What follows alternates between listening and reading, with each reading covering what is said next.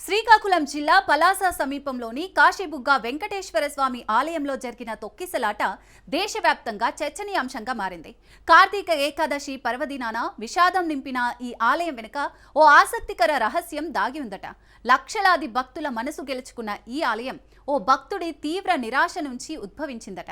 ఇంతకీ ఓ సామాన్య వ్యక్తి నిర్మించిన ఈ ఆలయానికి అసలు అంతమంది భక్తులు ఒకేసారి ఎలా వచ్చారు?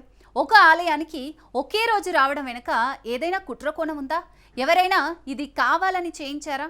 అసలు ఎవరైనా తన సొంత భూమిలో సొంత డబ్బులతో గుడి కట్టించుకోవచ్చా? ఇలా తొక్కిసలాటలు జరగడానికి కారణమేంటి? కాశీబుగ్గ వెంకటేశ్వర స్వామి ఆలయంలో తీవ్ర తొక్కిసలాట. ఆలయ నిర్మాణం వెనుక ఓ ఆసక్తికరమైన రహస్యం.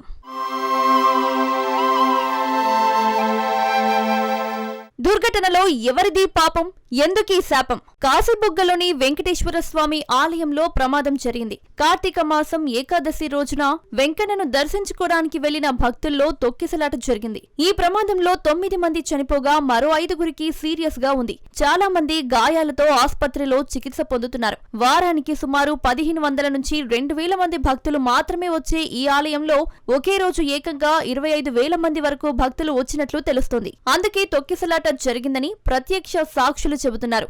ఇక్కడ ఇంకో విషయం ఏంటంటే, కాశీబుగ్గ వెంకటేశ్వర స్వామి ఆలయం దేవాదాయ శాఖ పరిధిలోనిది కాదు. ఓ వ్యక్తి తన సొంత స్థలంలో నిర్మించిన ఆలయం. హరిముకుంద పాండా అనే వ్యక్తి ఒడిశా రాజు కుటుంబానికి చెందిన వ్యక్తి. ఆయన సుమారు 12 ఏళ్ల క్రితం తిరుమల శ్రీవారి ప్రత్యేక ప్రవేశ దర్శనానికి వెళ్లారు. అక్కడ రద్దీ కారణంగా భక్తులు తోసుకుంటూ వెళ్లడం, సిబ్బంది కూడా పదండి పదండి అంటూ భక్తులను వెనక నుంచి తరుముతున్నట్టుగా చేయడంతో స్వామివారి దర్శనం సంతృప్తికరంగా జరగలేదు. దీంతో ఆయన మనస్తాపం చెందారు.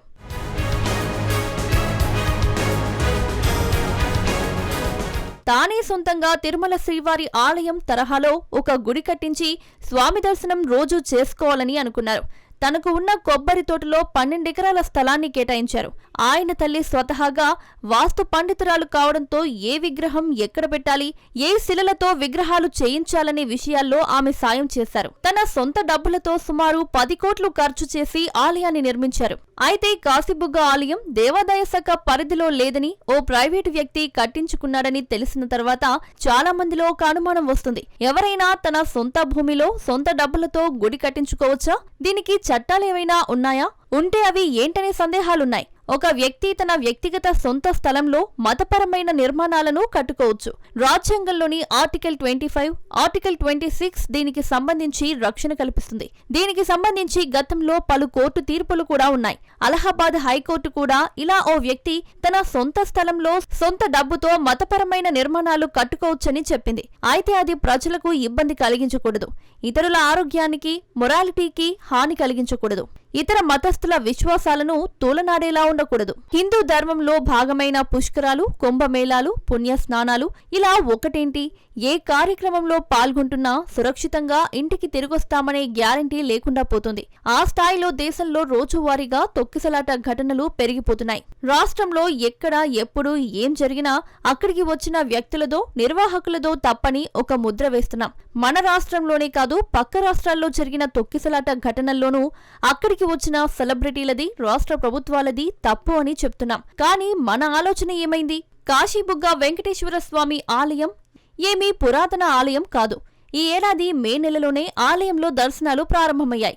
ఆలయ ప్రాంగణంలో ఇంకా నిర్మాణ పనులు జరుగుతున్నాయి. పేరుకు 12 ఎకరాల్లో ఆలయాన్ని నిర్మించారని చెప్తున్నారు కానీ 25,000 మంది భక్తులను మేనేజ్ చేసే సిస్టమ్ మాత్రం లేదు.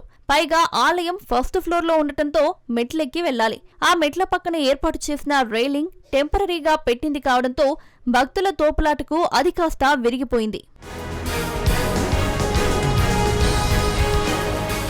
జనం రద్దీ గురించి తెలిసి నిర్లక్ష్యం వహించడం కొన్ని దుర్ఘటనలకు కారణమవుతోంది. అలా కాకుండా అసలు ఎంతమంది వస్తారో కనీస అంచనా లేకుండా చేసే అనవసర ఆర్భాటం, హడావుడి కారణంగా మరికొన్ని విషాదాలు చోటు చేసుకుంటున్నాయి. అసలు ఎవరి మెహర్బానీ కోసం ఏం జరుగుతుందో తెలిసేలోపే అనుకోని దుర్ఘటనలు జరిగిపోతున్నాయి. తీరా ప్రాణాలు గాల్లో కలిసిపోయాక అసలు కారణాలేంటో బయటకొచ్చినా ఉపయోగమేమిటన్నది అంతుపట్టడం లేదు. మొత్తం మీద వ్యవస్థల బాధ్యత రాహిత్యానికి అమాయకులు బలైపోతున్నారు. గతంలో తిరుమల ఘటన అయినా, సింహాచలంలో విషాదం జరిగినా, ఇప్పుడు శ్రీకాకుళం కాశీబుగ్గలో జనం చనిపోయినా యంత్రాంగంలో పేరుకుపోయిన నిర్లక్ష్యం ఎక్కడా తగ్గిన దాఖలాలు లేవు.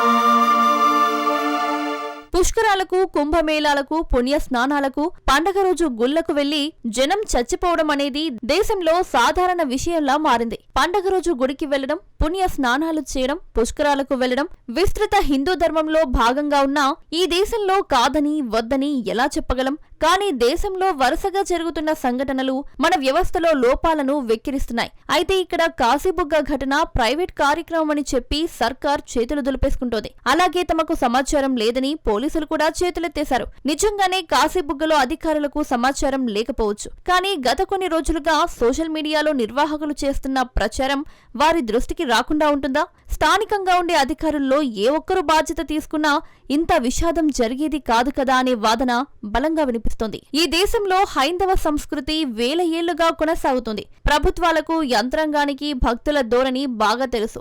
చాలా సందర్భాల్లో తొక్కిసలాటలు జరిగే పరిస్థితులు ముందే ఊహించలేనివేం కాదు. కానీ అన్నీ తెలిసి అలవిమాలిన నిర్లక్ష్యం ప్రదర్శించటమే ప్రాణాల మీదకు తెస్తుంది. ఇక్కడ ప్రభుత్వాలకు, అధికారులకు ఎవరి బాధ్యతలు వారికి ఉన్నాయి. చాలా మంది అధికారులు రద్దీ సమయాల్లో జనాన్ని నియంత్రించడం తమ పని కాదన్నట్టుగా వ్యవహరిస్తారు. 7.5 దశాబ్దాల జన భారతంలో ఎక్కడ దుర్ఘటన జరిగినా ఓ విచారణ కమిటీ, ఓ నివేదిక అంటూ హడావిడి చేయడమే కాని మరో దుర్ఘటనను నివారించడానికి నిపుణులు ఇచ్చే సూచనల్ని పట్టించుకున్న దాఖలాలు దాదాపుగా లేవనే చెప్పాలి. భక్తి, నమ్మకం, నిస్వార్థ సేవ అనే గొప్ప లక్ష్యంతో హరిముకుంద పాండా నిర్మించిన ఈ ఆలయం వెనుక ఉన్న కథ ఒక విధంగా గొప్ప స్ఫూర్తినిస్తుంది. అయితే భద్రతా చర్యల్లో సరైన అంచనాలు లేకపోవడం వల్ల జరిగిన ఈ విషాదం భవిష్యత్తులో మరే గుడిలోనూ పునరావృతం కాకూడదు. ఈ దుర్ఘటన నుంచి పాఠాలు నేర్చుకుని అన్ని ఆలయాల్లో భద్రత, రద్దీ నియంత్రణ మెరుగుపడాల్సిన అవసరం ఉంది.